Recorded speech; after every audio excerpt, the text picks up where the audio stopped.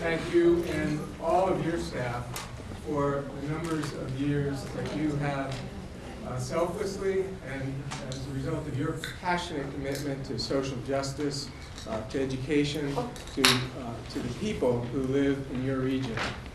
We wanted to give you a proper thank you. And to begin with, there's no better way to start doing that than to hear directly from our students. And so the GCC Jazz Ensemble has something to say.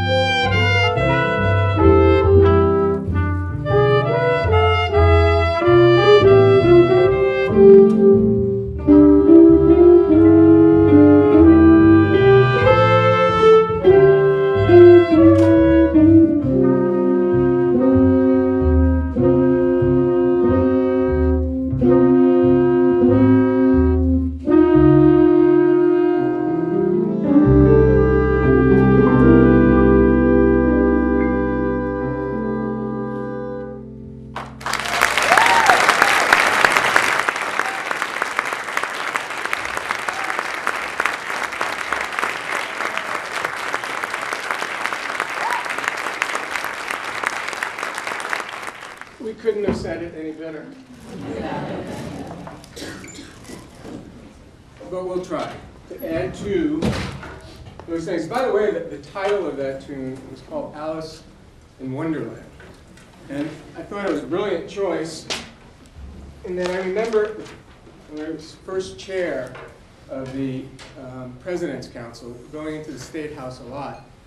And at some point, it just started seeming very strange, the kinds of things that were happening in terms of the process of our democracy.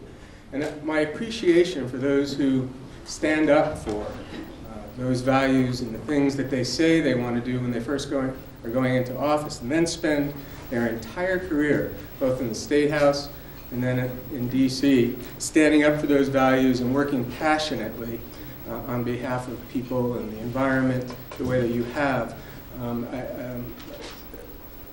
I could not have appreciated you more than the realization that the State House was sort of like an Alice in Wonderland experience. So we put a few things together. Regina was in touch with your staff endlessly to get all of the appropriate photographs and comments, but for 43 years, from 72 to today, you've been involved in service to people, in service to a region that stands for very special commitment to collaboration and to the land that we live on. When I think about the changes, when I looked at this slide and spent some time thinking about it, that from 69 to today, and I think about all of these social issues, all of the environment issues, all of the ways in which our country and the world has been challenged by and changed by the forces of change, and you've been right at the center of that. And I'm sure everyone in this room knows that prior to his state and federal service, our congressman was a professor at UMass in chemistry. I'm sure many of you by now also know that our congressman was a musician even before that. So on the left, that's not the most recent shot, but from his earliest days in government to this moment, our congressman has engaged in the process in such a way that has elevated him to some fairly significant committees and work. The Committee on Appropriations, Subcommittee on Energy and Water, clearly a commitment of yours. Homeland Security, Transportation, Housing, and Urban Development, and your party leadership is significant as well. I don't think there's been a gathering of a Democrat in the Commonwealth of Massachusetts that you were not in some ways connected to. I'm John Olver. To me, public service is about helping people, an opportunity to do what's right and improve the lives of Massachusetts families. I helped pass the largest increase in veterans' health care in history and the biggest increase in financial aid in over 60 years. I also helped protect families from foreclosure. Now I'm fighting to cut the cost of home heating oil by cracking down on oil speculators and developing renewable energy. I'm John Olver. I approve this ad because I want to put government back on the side of our families. So the congressman's work, I think it's Ellen's story that once I heard her say at least 10 times that this congressman, it might not be a show horse, but he's certainly an incredible workhorse. And his day-to-day efforts in Washington, his day-to-day efforts in the State House has helped this college enormously for teaching and learning, buildings and grounds, and most significantly in the lives of our students. Not too long ago, 2002 was it? Is that inaccurate? Or 2003, somewhere in there, the congressman called out to the community colleges and the state colleges along the northern tier, said we need to do something better for the people who live in the northern tier. That from Orange, Athol area out to, all along Route 2, out to the Berkshires and Mass College of Liberal Arts, there was a real clear need to step up and do something more. And so this congressman pulled us together and established sectors that we need to work on, establishing a skills training and education system that will help the region's low-income and working-class residents gain access to well-paying jobs. At least 10 years ago, something like that, our congressman was engaged in that process. Of the 5 that were discussed over a weekend of planning, we were engaged in 3 specific ones: the creative economy, the renewable and alternative energy, and in healthcare. Within the creative economy cluster, Leo and crew got involved in the Fostering the Art and Culture Project, the Creative Economy Summits, of which there are now 3. Those conversations led to the creation of the River Culture and the work that's going on in Turner's, the Brick and Mortar Festival, the annual Word Festival, the way in which art and culture, the way in which the arts have been an increasingly strong part of the Franklin County, Hampshire County Foundation has been significant, and GCC has been at the center of that activity. More specifically, the congressman was able to help us get $168,000 and then $30,000 to not only get some of that conversation going and the support needed to make all of those activities happen, but then the development of this website, Fostering Art and Culture. With regard to renewable and alternative energy, $372,000 were gained. That led to a certificate, that led to the liberal arts option, that led to all of the ways in which the credit and the non-credit are much more integrated. New energy courses, partners. I cannot think of anything that's being said politically right in this moment about the need to be collaborative that didn't occur in the development of that program and those programs and those courses, and the way that local business and the way that the schools work together was exactly as it should be. The congressman helped to cool our core. He was able to get us $525,000 and was really helpful in making that happen. This is the core geothermal system made for those geothermal wells out around the campus that will be cooling our core. But along with the $394,000 that we got from the congressman, we were able to get a local donor, and soon he will be back to cut the ribbon on that energy neutral greenhouse.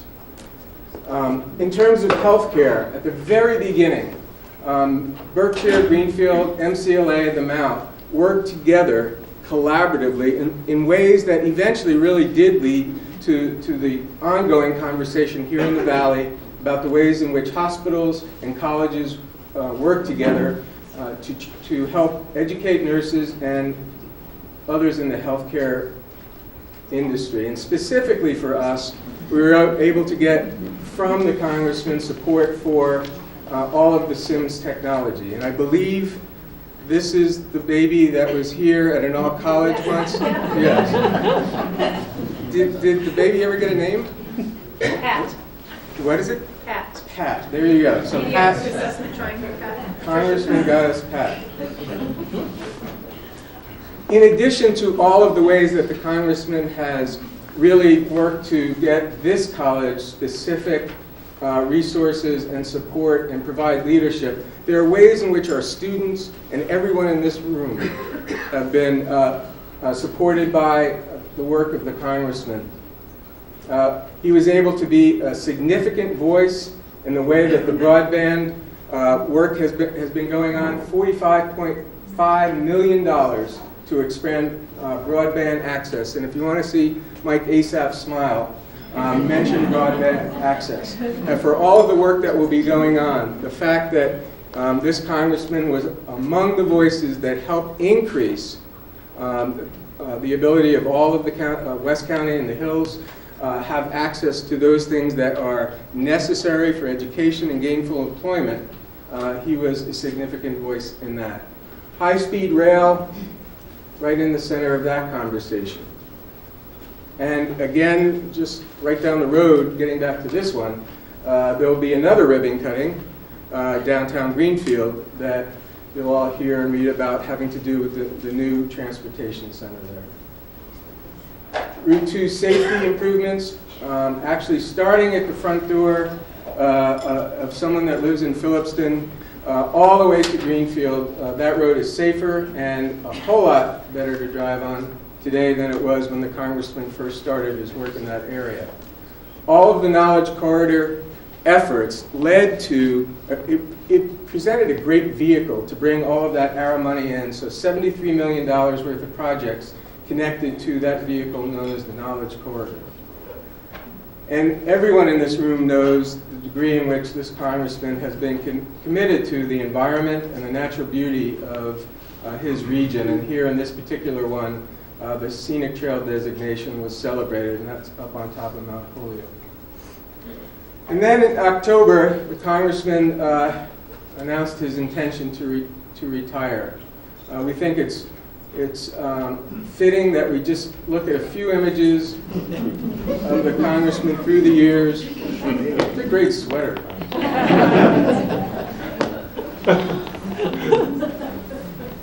A local Democratic town committee meeting. You know, this congressman is there. He's at town meetings. He's at gatherings in people's yards, and he's at the great gatherings where at state houses and at the federal level all the time. Here he is in Greenfield, up in Ashfield. Anybody know David? At one of the political rallies at the Fleet Center. His commitment to those who serve the country has been significant, and I think you'll notice a few of those faces on the bottom right. Those were our students who made a visit to DC and stopped in to visit with the congressman, giving him his official VetNet t-shirt. I can still hear all of the times this congressman would talk about the importance of alternative energy systems from his perspective about wind to all of the ways in which sun and water are a part of those systems. He does love his charts. Always meeting with students. The top left, in '89, there were, I guess, some budget cuts going on. Bottom left, he came right after the federal health care reform, and he called up and he said, I would like to share with students exactly the impact it will have on them. And then a group of Frontier students were out in DC, and the congressman always makes time for folks there. And for every one of the pictures of this congressman with governors and presidents of the United States, you know that there are many, many hours, many, many meetings, many, many phone calls, reports going back and forth, emails that build up to or are as a result of just those brief conversations. The work that happens in those moments takes a great deal to get to, and there's always more to follow up on. And he and staff were right there always when we needed him most. And here he is with Linda Dunleavy and Maureen talking about local governance issues, out with those who are connected to the Mount Grace Land Conservation. And just there. Jan, you see that picture on the left? Yeah. So the ways in which this congressman steps up for the most needy in our community is a hallmark of his career. And then there are times when he just says, I have to do this, and I understand by doing this what might happen. And I was noticing the size of the space available for our congressman. I thought that was pretty rude of them. And then the more recent with George Clooney. None of his giant strides forward on our behalf were things that could have been done on his own, and his staff has just been incredible for us here at GCC. So if, before we say thank you to the congressman, if we could just say thank you to the staff who make that happen. So John and Natalie, Jason, and Kristen, if you just stand for 1 second.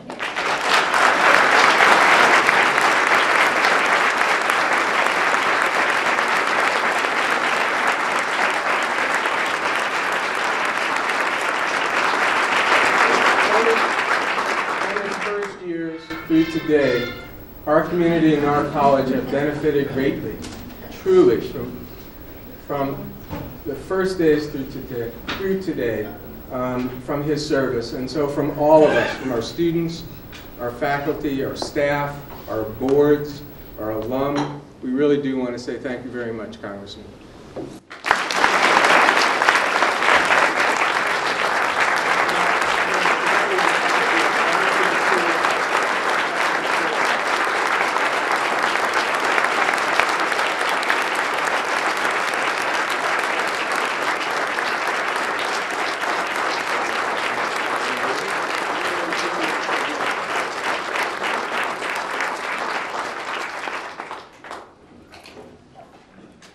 We have a few more things.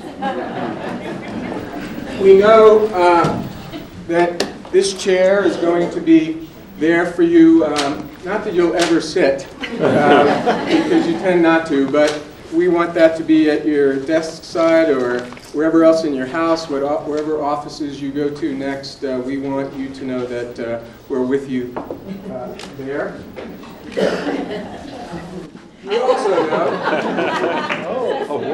We also know, because staff talk, that this congressman is incredibly fond of hiking around the world. And so this particular walking stick has the GCC logo up on top, and it says, can you read that? I don't know how to read that. I'll read it. Congressman John W. Over, with grateful appreciation of your commitment to the students, faculty, and staff of Greenfield Community College, March of 2012. So we will be with you every step of the way, Congressman. And finally, given your courage and your desire to stand up for the things you think and you know are right, we felt it appropriate that you get from Monopoly the get out of jail free card.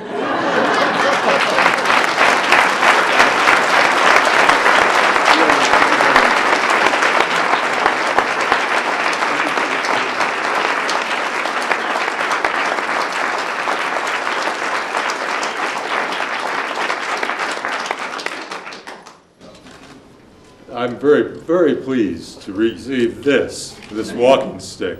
This is one of those things that you actually vault across little streams and from and on trails where you're jumping from big boulders to big boulders and so forth as you're not rock climbing, but rather in mountain hiking and so on.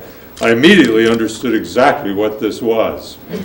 So I actually have a brother-in-law who has used one of these all his life, a big one, and uses exactly for what I've said. Usually I have used these little walking sticks on major hiking events. Thank you very, very much. This was quite an exercise in going back in time and over time. And actually leaving that picture on there at the end here is quite telling.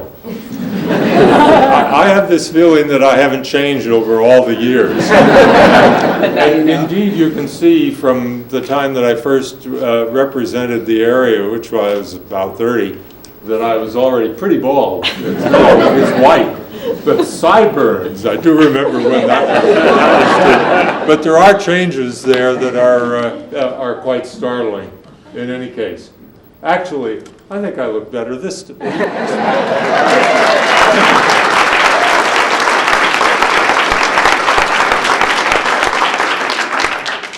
So thank you very much for doing this. You know, my first involvement with GCC was actually in the 1960s. Before I was in the legislature, I served one stint on the foundation board, a 5-year stint back in the late 1960s.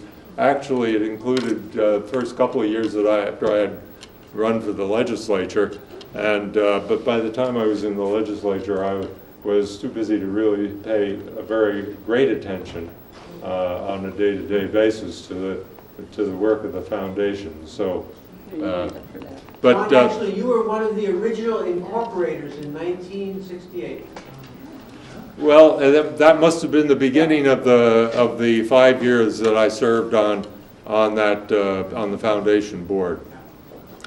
I was trying to think exactly what the dates might be, but that was the beginning. But in the intervening time, for all the years that I served in the state senate, Greenfield and most of Franklin County, almost all of Franklin County, has been in my district all of that time. And I'm amazed. You have come up with things that I'd quite completely forgotten. The Northern Tier Project was a very good one that we started out throwing out some ideas, and then it had to be to the folk along the tier itself that made 3 of those that you were involved in, that made those move forward, and with whatever successes that they were able, and they're ongoing. Each of them is ongoing in what it's doing. So those are wonderful reminders. I'm also reminded that that in the 11 years that Bob Pura has been your president, and you're exceedingly lucky to have Bob as your president, there has been just an enormous renaissance of construction here at the college. I haven't been through at all times along the way, but several of the pieces that were there actually have gone into what has happened here in the reconstruction. You have much more space, much more usable space. Everything looks great. I have not been in the building since it was completed, and so I'm very pleased to be able to be here. And you, Bob Pura, your president, and I think are in total unison about the educational, the role that Greenfield Community College serves as an educational and economic force in Franklin County. If you did not have the college here with all the things and all the people that it has educated over a period of time, this area would be a much poorer in many different ways than it is now. So I congratulate you. You are about to start your next 50 years. Well, 11 as president already, but it's actually within days or within a month or something that the original charter for Greenfield Community College was issued in 1962. So we are just about to move on into the next 50 years. I'm sure Bob will not be there all of that time, nor will I. But I wish the college community, many of you will be, and I wish the college community, for all the good things that it has done for this area, the very best for the next 50 years. Thank you very much for doing it.